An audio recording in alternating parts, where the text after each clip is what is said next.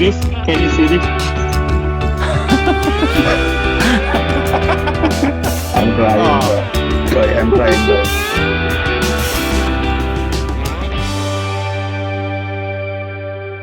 Welcome to GFI podcast. I'm Josh and this is Jonas.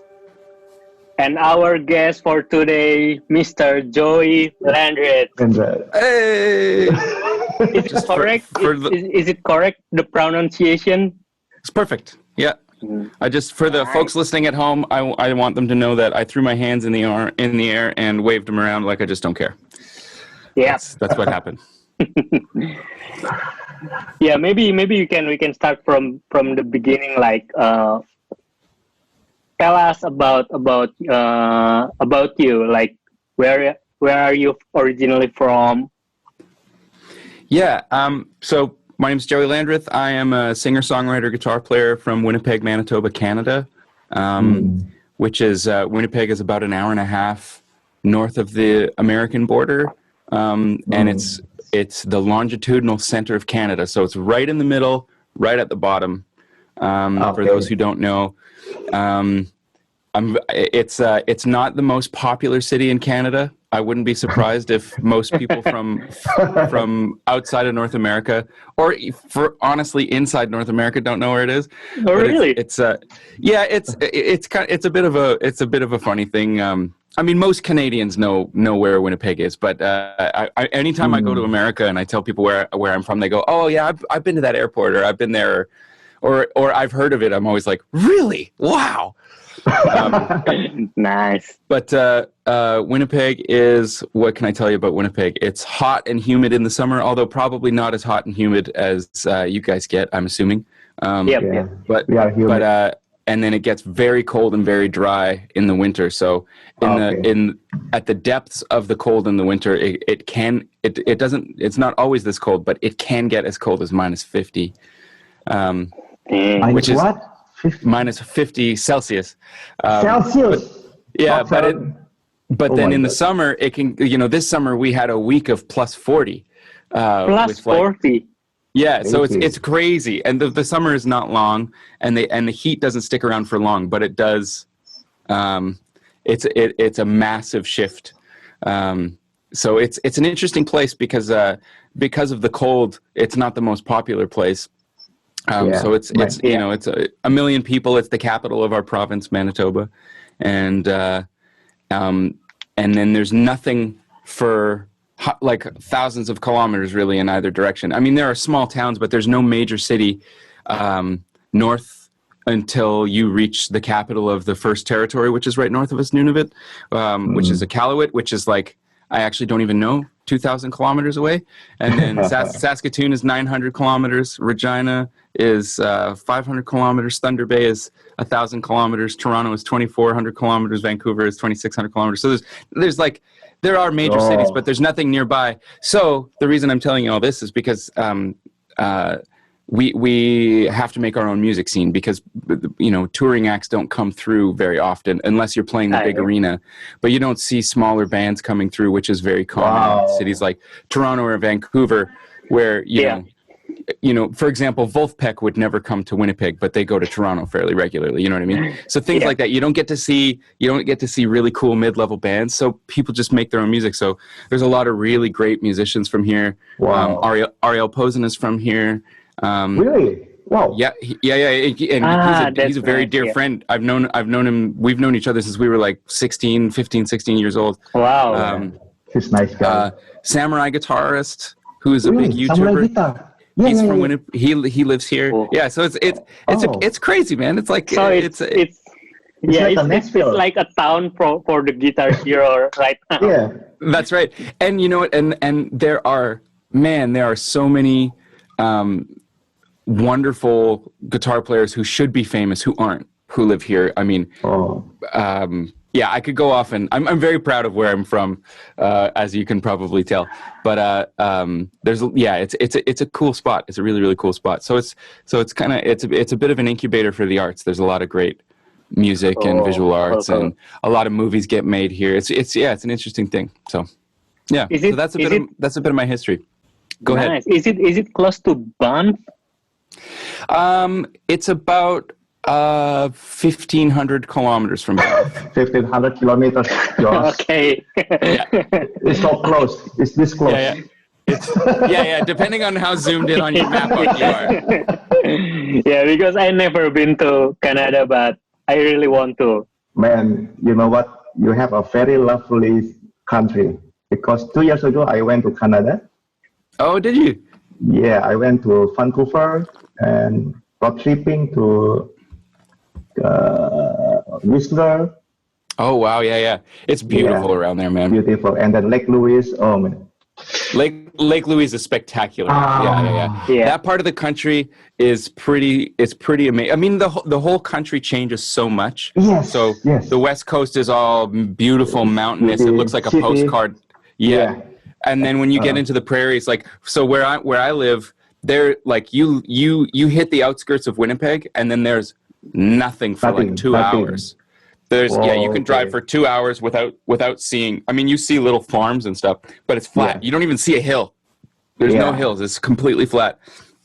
And then if you keep going east of me, then you start to get into rolling hills, what's called the Canadian Shield, which is like a big massive rock that's like thousands of kilometers wide. And we don't need to talk about geography, but check. If you ever get the opportunity, come to Canada. And it's a big. I still remember there's a bear in the highway.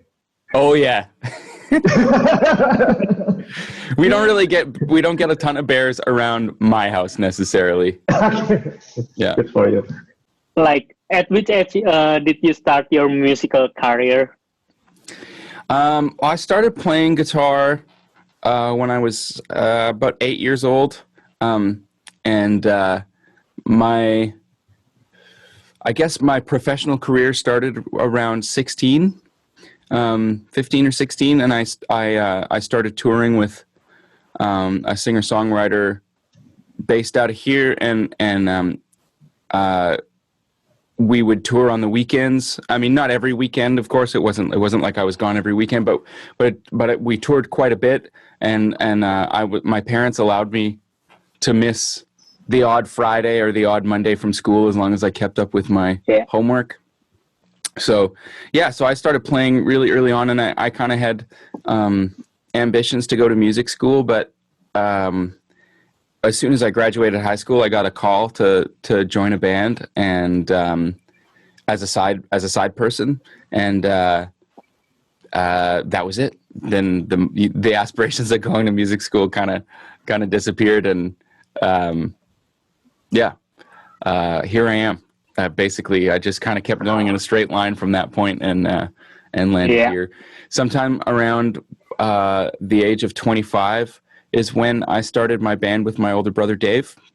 Yeah, close. And that kept us really, really busy until 2000, until I was about 31, 2016, and then we took a break, and I released a solo record. And then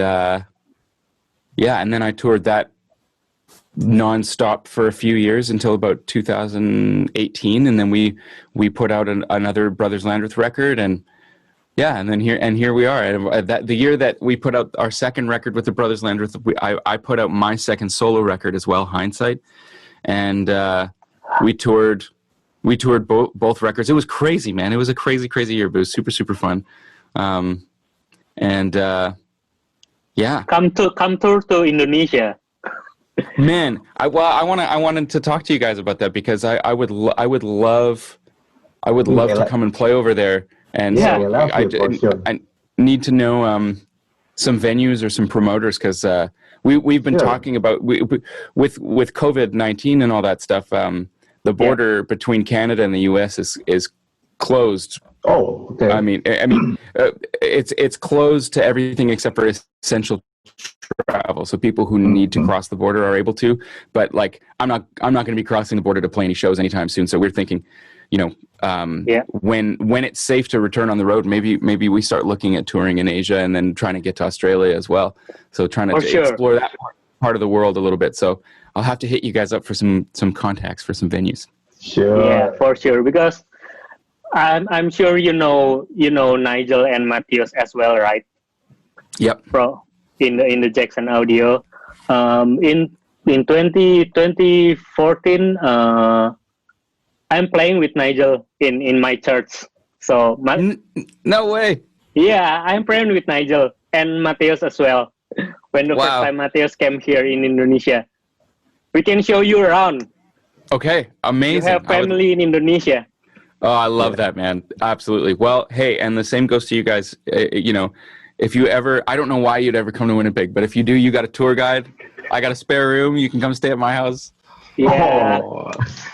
And stealing your pedals in the back. You can come and steal the pedals. Yeah. Just don't touch my GFI stuff. All right. Nice. And becoming your student of slide guitar. Oh, amazing. The next question is, how did you discover us, GFI, in the beginning?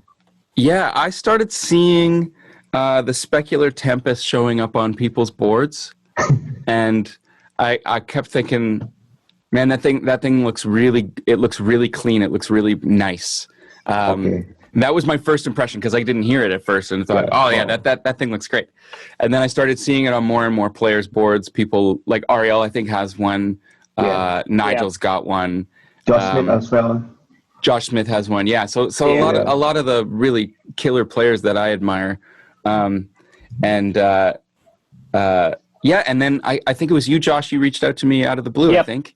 Yeah. You just said, "Hey, let us know if that's the guy. if you want to try one of these things." Just like, yeah, I totally do. I would love to try that. So you sent me the Specular Tempest, and I bought the Synesthesia, and they're really killer, nice and easy to use, and great sounds, and yeah. But it was that initial like Instagram effect where you're just like, hey, this guy's got one, that guy's got one.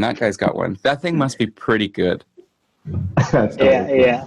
Because we met with Ariel like 2 years ago in the NAM, and we are hoping to meet you as well, but we haven't met yet. Hopefully soon.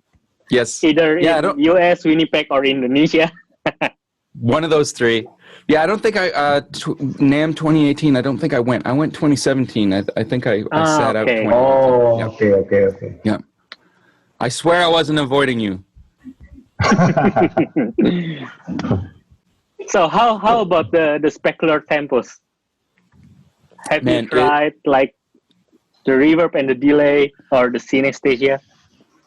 Yeah, so I'm a bit of like a traditional kind of guy. I really love warm, sort of simple delays.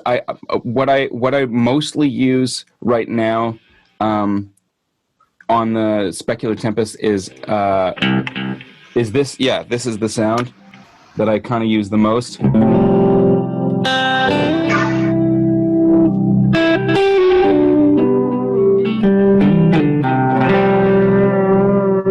So that's kind of that one. And then the reverb that I like is the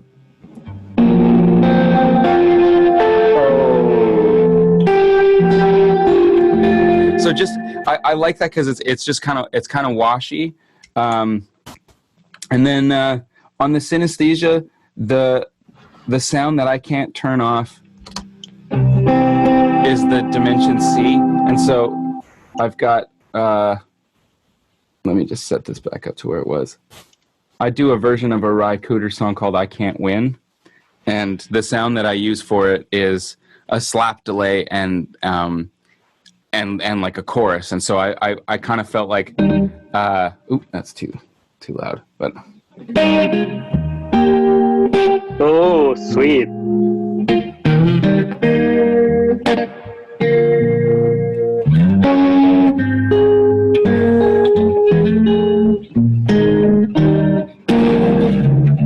Yeah, so I really like that sound.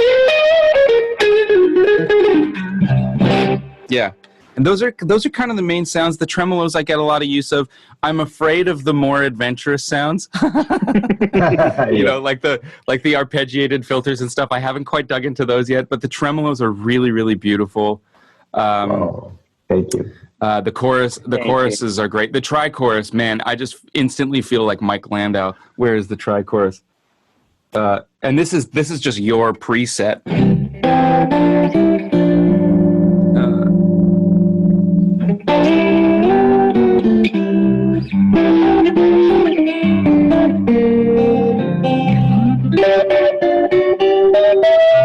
Yeah, I just feel like that is.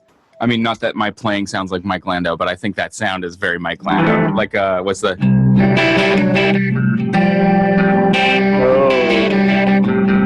Yeah. Anyway, so yeah, they're really great. I love how simple they are to use. That's kind of my favorite thing. I've had everything from the Eventide stuff to like the H9, and then the old, like the Factor pedals, the bigger ones, even the Strymon stuff. And I just love how it's just like two knobs, a couple of little tweaky things. You can go into the back end and tweak more if you want, but what's right in front of you is kind of, pardon me, all you really need. And I think that's really that's a really nice thing, especially for a modulation pedal, because I think you can get really wrapped up in like all the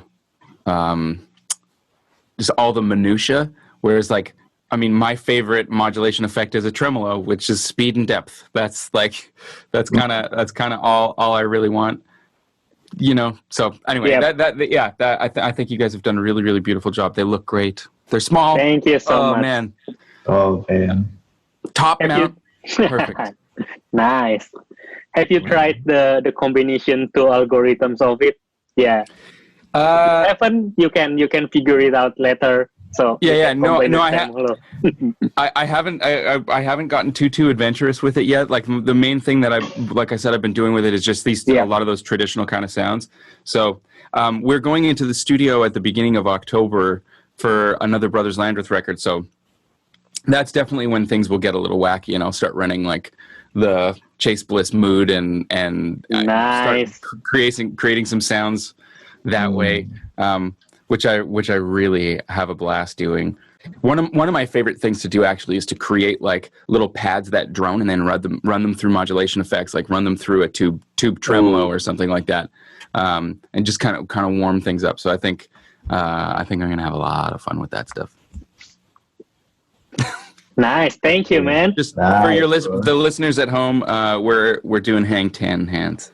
Okay. We will be posting in YouTube. Don't worry. Oh, okay, perfect. the visual descriptors not necessary. Okay, can you tell us about from where you got this slide technique? Maybe you can tell more about it. Mm-hmm. So I grew up. Oh, sorry. Yeah, I grew up in a really musical household. My dad was a traveling musician when I was a kid. My brother and I's dad was a traveling musician when we were kids, and he listened to a lot of slide players. There was a lot of Bonnie Raitt and Little Feat and Ry Cooder, and then somewhere in the fray, there's a guitar player from Louisiana named Sonny Landreth, and he's I don't know him. He is a cousin way down the line. But my dad crossed paths with him at a festival somewhere in Western Canada, I think, and they kind of connected over the fact they had the same last name. And Landreth is not a super common name here.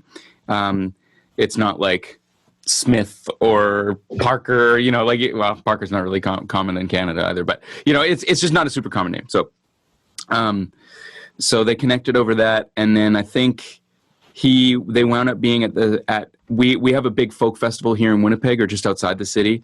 And Sonny was playing there. And I think that's where they connected. I can't quite remember the details of the story, but anyway, long story short, my dad said, "Hey, I'm making a record. Would you ever come and play on it?" And he said, "Yeah, sure. I'm going to be playing in Minneapolis, which is only about an 8-hour drive from here." And he said, "I've got a day off after that. Why don't you fly me up and I'll come and play on your record, and then fly me back down. I'll meet the band, and then I'll continue on my tour. So that's what happened. And he came and played on the record, and then he was a big influence in the house in terms of slide playing, and he does a lot of that behind the slide thing. So my first kind of slide hero was Sonny Landreth, and so I lifted a bunch of licks off of a record, and but I didn't really connect with the slide until a little bit later, and it was after hearing Derek Trucks play, and then I ended up kind of at the recommendation of Josh Smith, I went and checked out some of the Sacred Steel players, so the people who kind of were doing that vocal slide thing, you know, who've been doing it forever. Aubrey Gent and the Campbell brothers, just to name a few, and that really hooked me in. Just how beautiful that sound is, and that was. So it's mainly just by stealing things from other people. It's kind of where my sound comes from. And then you mix in a healthy dose of Ry Cooder and Bonnie Raitt and Little Feat, and what you get is Joey Landreth. I jokingly say, like, my guitar playing is just bad impressions of my favorite guitar players. And when I hear my own playing, I'm just like, you're just trying to sound like this guy. You're trying to sound like that guy. And I'm very grateful that other people don't maybe hear that. No, or if they do, they don't say so. Totally disagree. Well, I appreciate that. You have your own voice. When we listen to you, you have your own voice. Oh, thanks, Jonas. I appreciate that. Yeah, it's different, so like very authentic, I think. Oh, thanks, fellas. I do appreciate that. I love. I mean, I just love the sound. I love the sound, and there's, you know, it kind of hits me the same way as like those little subtle details, like the way that Albert King bends a string, you know, where you hear these like little increments happening, and you can do those things with the slide, like.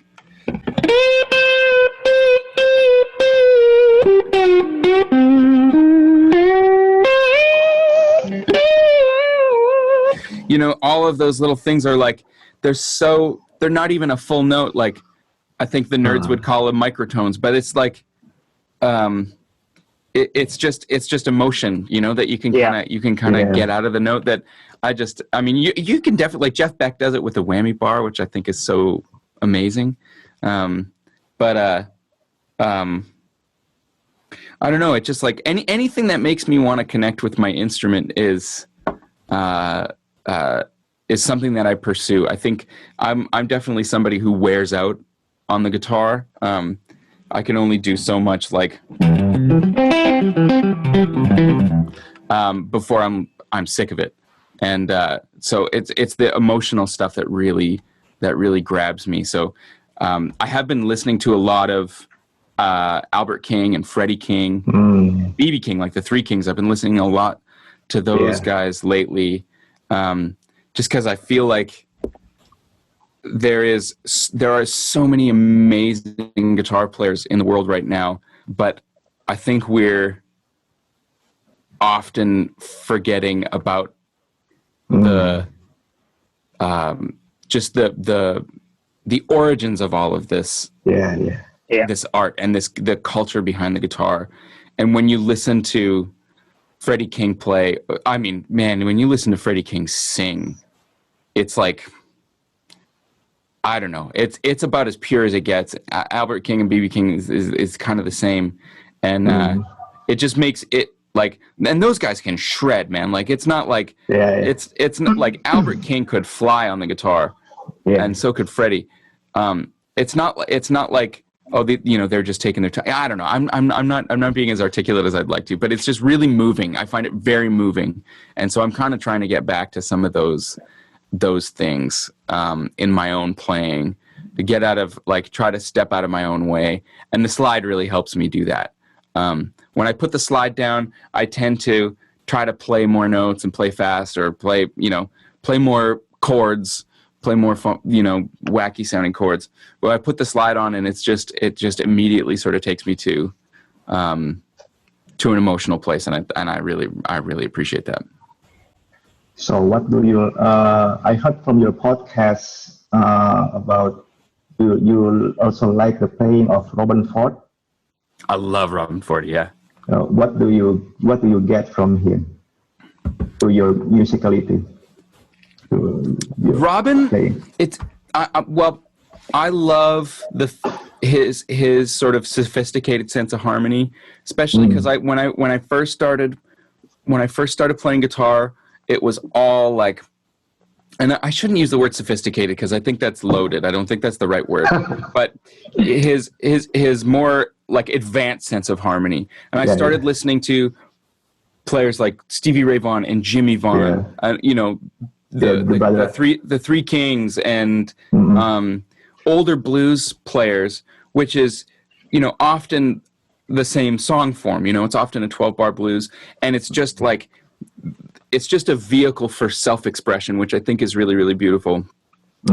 Which I think Robin absolutely has as well, but he takes that to another level. But the interesting thing was Robin was the first guitar player whose tone I noticed.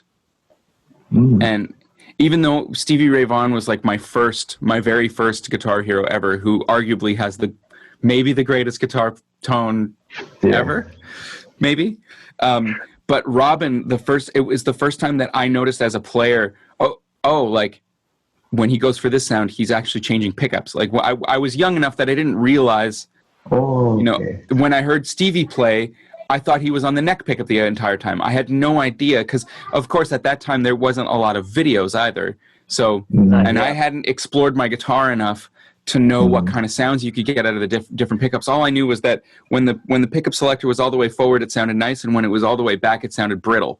And so I didn't understand how to use the bridge pickup, for example. But when I heard Robin Ford play, immediately I was like, oh, he's on the bridge pickup. I think the tone knob is rolled off a little bit, maybe. And I could be wrong. I don't know if he does that, but it really kind of inspired me to start exploring different sounds with my guitar. And then I read an interview with him where he was kind of saying like his sort of his love of that sort of mid-rangey Dumble overdrive came from wanting to kind of sound a little bit more like a saxophone. I think. I mean, he might listen to this and be like, no, dude, that's not right. But so whether or not that is accurate or not, it sort of sent me on the trip sent me down the road of tone hunting. And so I immediately went and bought an overdrive pedal because I didn't have one. In Canada, our big music store is Long and McQuaid, and they'll give a financing account to anybody. So I was like, I don't know, 14 or 15 years old, had to go to the store with my mom to get her to co-sign it, and I financed a Voodoo Lab Sparkle Drive, which in hindsight was probably not the right pedal to recreate the Robin Ford tone, but it's what started it all. And then his use of melodic minor, that kind of stuff, and the half whole diminished. I never really heard that kind of playing before because it was all just like raw emotional blues, and so that really kind of ended up inspiring me to check out more bebop, and that's when I started listening to like Sonny Rollins and Miles Davis and Coltrane, and I'm barely a student of that music, but I'm a great lover of it. And so that was kind of where I started to explore. Robin Ford was my gateway drug to, other music outside of the blues. And, I started listening to fusion, like the Yellow Jackets and Weather Report and, stuff like that. Like, there was a song on the first Yellow Jackets record. I can't remember what it's called, but I learned it verbatim. It was like I was really into that stuff. And then I learned about Mike Landau, who was also an absolute tone freak. And I was introduced to Landau by a drummer friend of mine named Chris Sutherland, who he couldn't wrap his head around how he would start the song with one sound and then seemingly instantly change to a completely different sound, which I then realized was because he was using the Bob Bradshaw switching system. But then it was just like, what is this? Again, there was hardly any videos of this stuff, right? Which seems so mind-boggling now, because like a big part of my life and my career is documenting how I get sounds and what I do. So it's crazy to imagine that there were guitar heroes who didn't share all their secrets. But yeah, that was that was a whole other thing. And then in recent years, I've really kind of started to come back to some of the more rootsy, coming back to more roots-based music. Really, really loving, the early Ry Cooder records, Get Rhythm, like where he just he plays this like.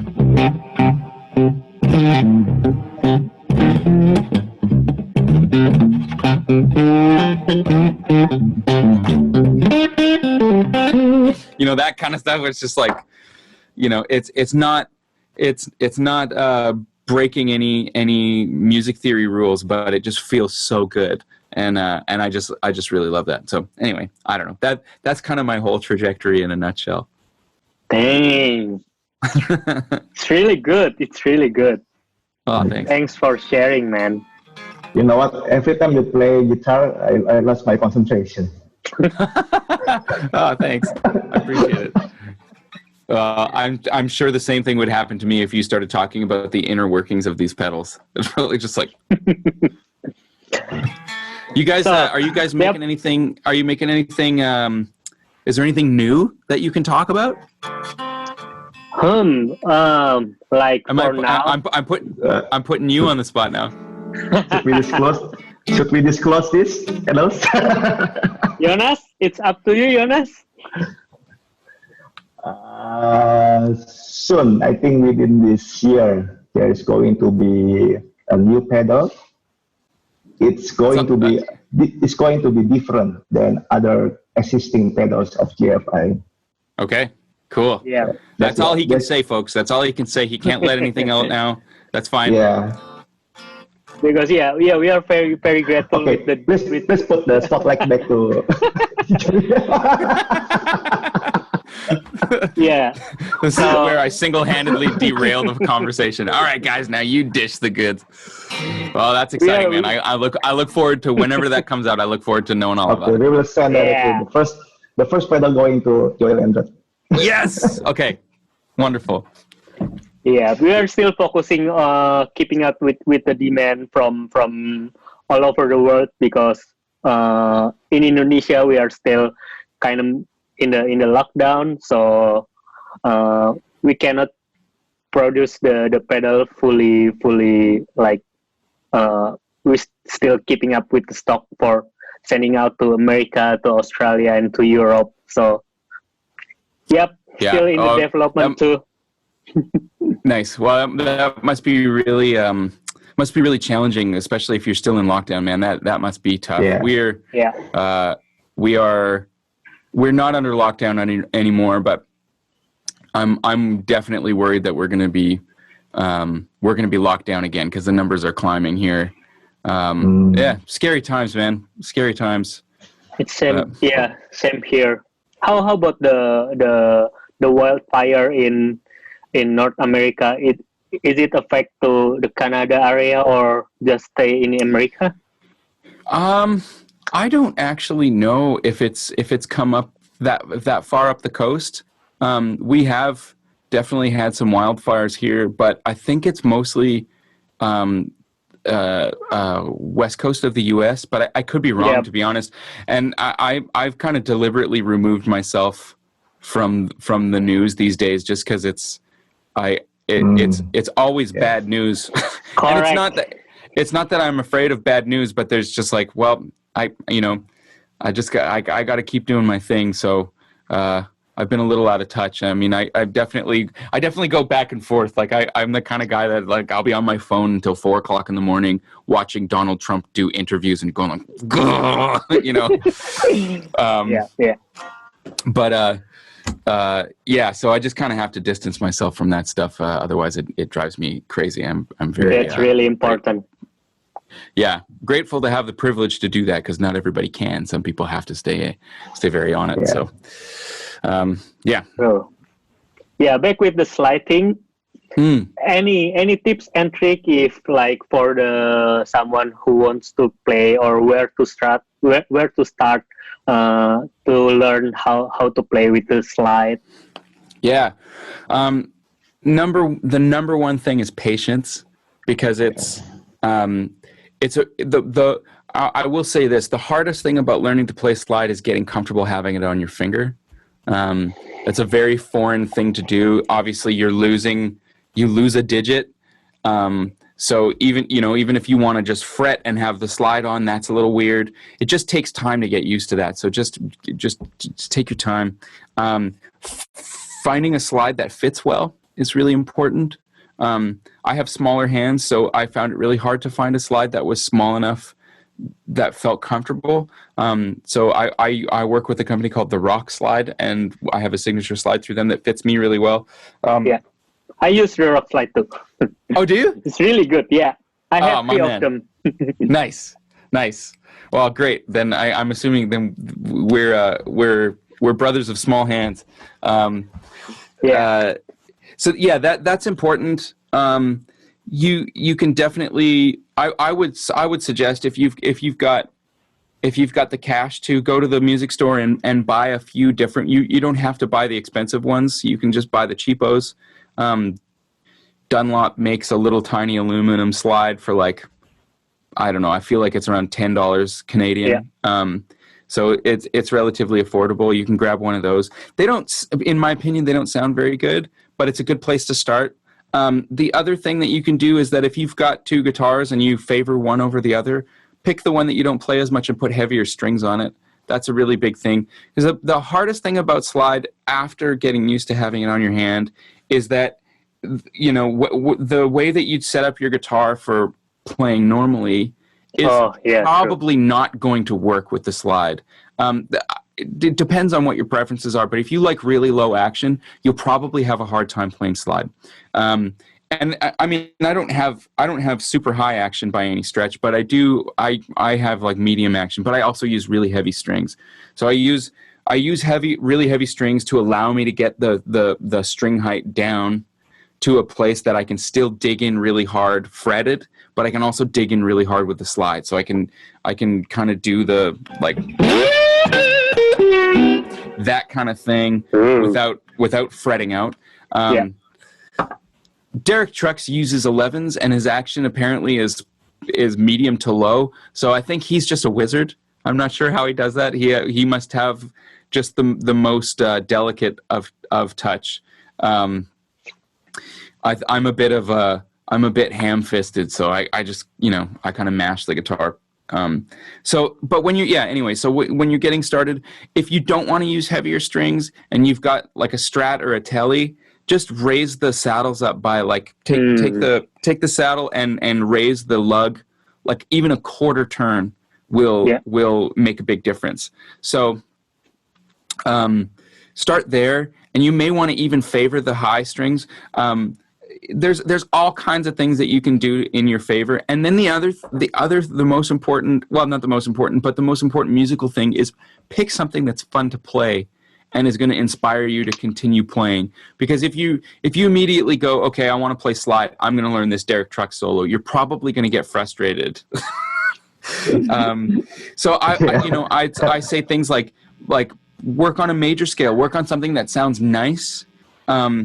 So if one thing, because even in standard tuning this works, but if you play like the low E string, for me, I'm tuned down to open C, but this works in any tuning. Play your low string, and then on the high E string, play a major scale. And then just experiment with the little melodies.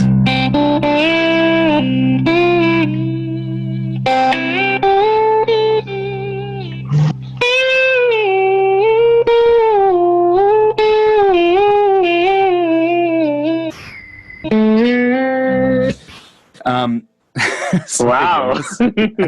This is very expensive lesson. No, not at all. the other thing is like familiar songs. Happy Birthday, Amazing Grace. Yeah. You know, your national anthem.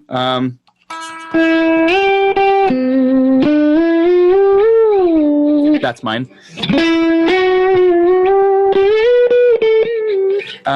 Things like that. Something that's familiar, so you're not going to be guessing about what it should sound like, and you just immediately know when you've made a mistake. Things like that. That's really helpful. So keeping your expectations reasonable, and then I really think it's a good place to start to just explore one string, and I think that's a good lesson for any guitar playing, because I think as guitar players we get lost wanting to fly around the fretboard, and we don't actually, like, when you learn a scale, we are memorizing the shape and the fingering, but you're not actually necessarily memorizing the inner workings of the scale. So when you limit yourself to one string, it forces you to kind of recognize, how does it sound like, if this is my major scale, so that's 1, 2, 3, 4, 5, 6, 7, 1. How does it sound between 2 and 3? What happens there? Oh, it's this like nice, to me, it's like, that's the embodiment of a suspended chord. There's this like really beautiful thing that happens. Or between 3 and 4. Same kind of thing. It lifts. Yeah. It kind of lifts you out of your seat when you hear it. And I don't think you get that from practicing scales as a collective. You know what I mean? Like this is my pattern for this position, my pattern for this position, my pattern for this position. And if you do that with the major scale, all the modes, the melodic minor scale, harmonic minor scale, what you name it, I think you start to interact with the music of it in a different way. I like to do things where I'll play scale tones and then play non-scale tones and see what happens. So I'll go up to the 6 of the scale.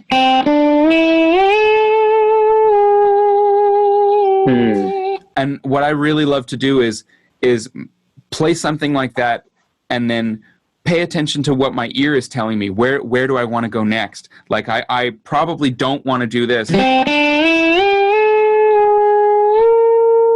I mean, maybe you do, but where my ear wants me to go. And then my ear wants me to go.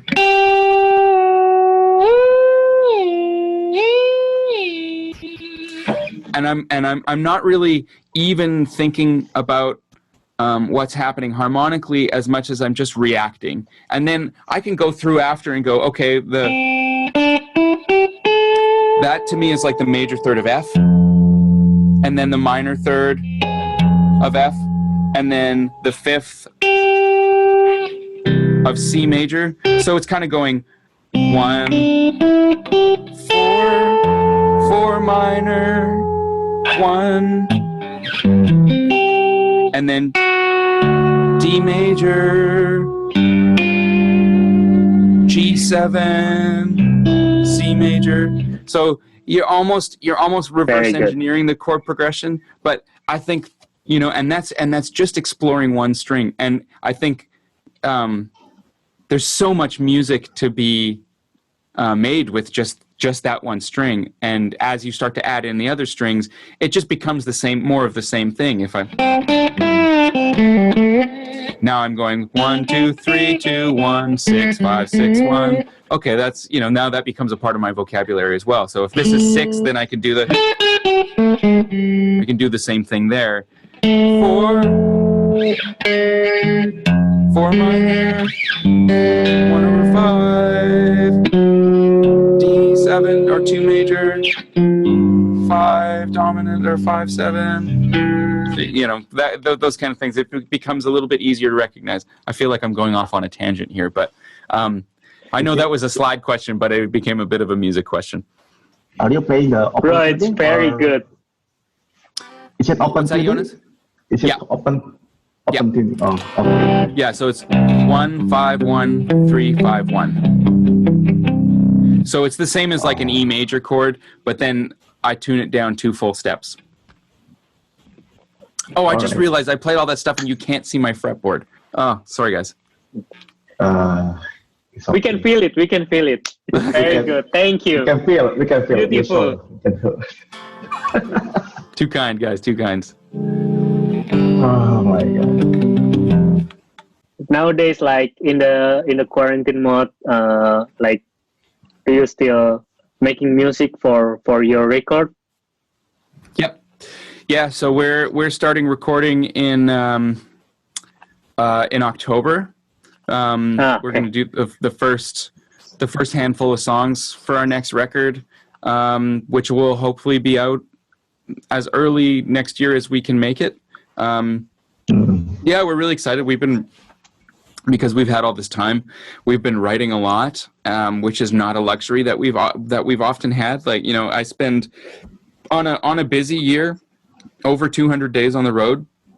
Wow. And on a not so busy year around 150. So it's there's a lot of traveling, and I haven't been on the road now because I took a break after our tour finished November 28th or 29th in Germany, and then I flew home, and then I took 4 months off. I took December, January, February, March off, and I was supposed to be going back to work mid-March, and then obviously COVID hit on, I guess, whatever it was, the 10th or 7th or whatever that horrible day, and so I mean. Yeah, I've been off the road now for 10 months. This is the longest I haven't traveled in 10 years, probably, if not more. So yeah, we've been writing up a storm, which I'm really excited about. A lot of new music that I really, really like and think is good. And yeah, man, it's I mean, despite the hardships that have come with COVID, it has been really, really nice to have some time. Yeah. Especially with your family. Yes, which is growing. Yeah. My wife is pregnant, so I'm gonna have a. Okay. Congratulations! Yeah. Congratulations! Thank you. Well, when it's going to be due? March 12th. March 12th. Okay. Yeah. Do you guys have kids? Good. Yes, too. I'm still single. You're still single. It's coming, I'm sure. Yeah. How old are your kids, Jonas? 10 and 12. Oh, wow. Okay. Yeah. My son is 12 and my daughter is 10. Wow. Oh, I'm sure the time flies. Of course. I believe I don't know whether your son or your daughter will be a rock star, maybe, like the baby. Who knows? Yeah, we'll see. I mean, yeah, you never know. I feel like no matter what your parents do, it's not very cool. Yeah. So, you know, I've got friends who have kids, and I mean, their kids are just like, "Oh, Dad, you're so lame." Well, I play drums in a band. No, you're so lame. You know. So who knows? Maybe that'll be my kids. They'll want to play football or something. Okay. Yeah. Thank you. Thank you. Yeah. Yes. We are hoping the specular tempos and synesthesia would fill your days during this hard time. Absolutely, man. And I'm inspired to check out some of the dual channel stuff on the Synesthesia. So I'll let you guys know how I do with that. Yeah. Nice. That's right. And thank you for your time, and thank you for your sharing. We hope we can meet in person after the COVID. Yes, absolutely, man. I will absolutely hit you guys up. I would love to come to Indonesia and play. So yeah, let's start making some plans as soon as it's safe to do that. Sure. So before we close, can you play us a little bit? Yeah, absolutely. Here, how about I get some to make us sleep earlier, because here in it's 10 p.m. here, right? Oh yeah, right. Lullaby song maybe. Here, I got the harmonic trim up.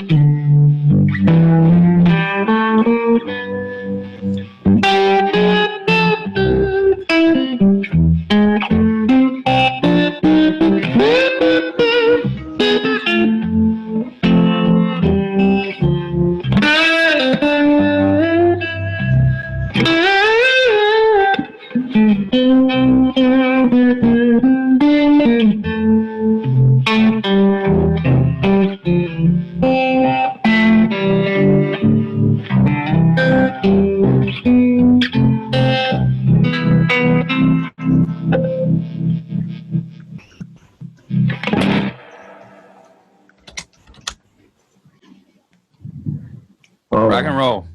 Can you see this? Can you see this? I'm crying, Joy. I'm crying, Joy. Oh, Okay. Jonas, you're a sweet Crazy. man. You're a sweet Crazy, man. crazy. Well, guys, thank you. Thank you so much. I know it's 10 o'clock at night for you. It's 10 o'clock in the morning. What a nice way for me to start my day. And it's a nice close. Perfect. What's up for us to sleep? Jonas is speechless. Yes, I'm sorry. Okay, well, so we'll do it again tomorrow then? Yes, sure, every day. Okay. All right, guys. All right. Thank you so much. And where could people discover you and discover your music? You can tell us here. Amazing. Thanks for that. Instagram is kind of my main thread to the world, but I'm also on Spotify, Apple Music, Google Play, all those things. Just look up Joey Landreth or the Brothers Landreth, which is the bros.landreth is kind of how you say that, or how you spell it. And then also joeylandreth.com or thebroslandreth.com are places that you can pick up some merch, or if and when we get back on the road, that's where tour dates will be posted as well. Oh, and I do actually, if anybody out there is interested, I do offer guitar lessons online. So if you ever want to do that, just joeylandreth.com/lessons. If you're serious, Jonas, anytime, you just let me know and we'll do it. Yeah. Thank you, bro. Yes, absolutely. So those are my main things, and thanks, guys. Right. Thank you so much. So guys, make sure you check Joy's Landreth music at Instagram, Spotify, and Apple Music. Bye bye. YouTube. Yeah. Stay safe. Bye, guys. Thanks. Bye.